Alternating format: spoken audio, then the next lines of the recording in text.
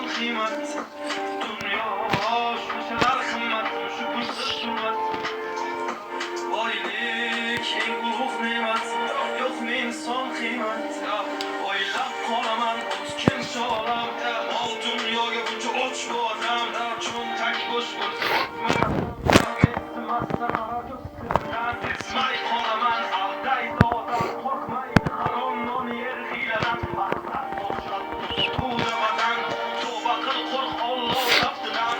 Unutma ey inson, oddiy dunyo bo'lma rezil tushdamasdan burun.